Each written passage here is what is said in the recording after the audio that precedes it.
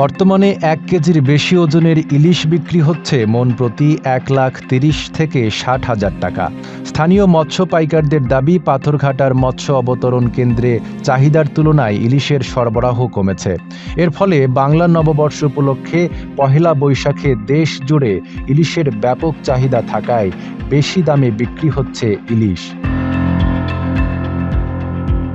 দেশের দ্বিতীয় বৃহত্তম মৎস্য অবতরণ কেন্দ্র বরগুনার পাথরঘাটা বিএফডিসি ঘাটের বিভিন্ন মৎস্য আড়তদার ও পাইকারদের তথ্য অনুযায়ী ১ কেজির বেশি ওজনের ইলিশ মন প্রতি বিক্রি হচ্ছে প্রায় ১,৩০,০০০ থেকে ৬০,০০০ টাকায়।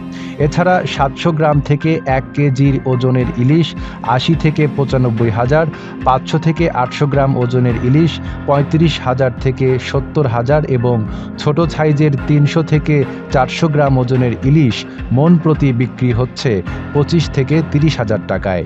অবস্থা খুব খারাপ, লোকালও মাছ নাই, খুব কম মাছ, এই জন্য দাম অনেক বেশি। যে মাছ হওয়ার কথা ছিল এখন ১,২০,০০০, সেই মাছ এখন ১,৪০,৫০ ষাট।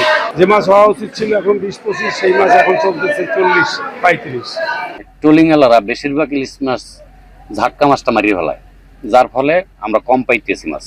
যদি এরা ঝাটকা মাছগুলো না মারতো তাইলে এরাও সুখী থাকতো, আমরাও সুখী থাকতো। ২ বছর হইতে কোনো মাছ দেখা যায় না। ট্রলি বাইরে বর্ষাতে ট্রলির কারণে সমস্ত মাছ ধ্বংস হয়ে গেছে। মাছ পায় ২টা, ১টা, ৩টা।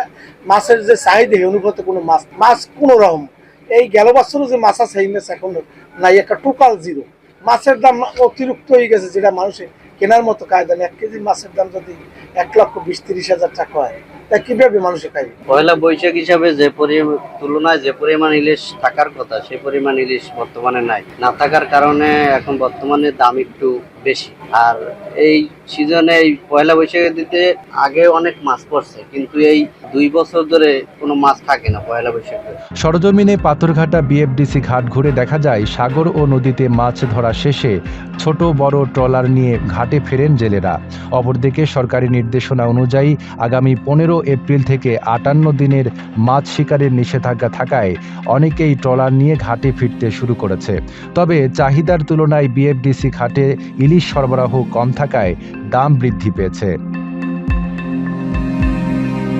এদিকে সাগর ও নদীতে ইলিশের পরিমাণ কমে যাওয়ার বিষয়ে পাথরঘাটা মৎস্য অবতরণ কেন্দ্র বিএফডিসির মৎস্য গবেষক বিপ্লব কুমার সরকার ঢাকা পোস্টকে জানান, বৃষ্টিপাতের ওপরে ইলিশের ডিম দেওয়ার প্রভাবের কথা। ইলিশ মূলত হচ্ছে যে বেশিরভাগ সময় যে ডিম দেয়, এটা হচ্ছে যে বৃষ্টিপাতের উপরে একটা বড় প্রভাব পড়ে।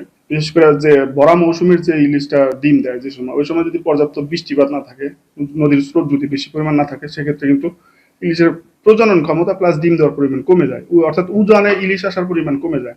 নদীতে ওভার এক্সপ্লয়টেশন হচ্ছে, অনেক বেশি পরিমাণ, যে পরিমাণ ধরার কথা তার চেয়ে বেশি পরিমাণ জাল ব্যবহার করছি আমরা। ফলে দেখা যাচ্ছে যে ছোট টাইপের ইলিশ যেগুলো, অর্থাৎ হচ্ছে হাফ কেজি বা হাফ কেজি নিচের যে ইলিশগুলো, এই ইলিশগুলো আগেই ধরা পড়ছে বেশি। নাইম আরাবী, ঢাকা পোস্ট।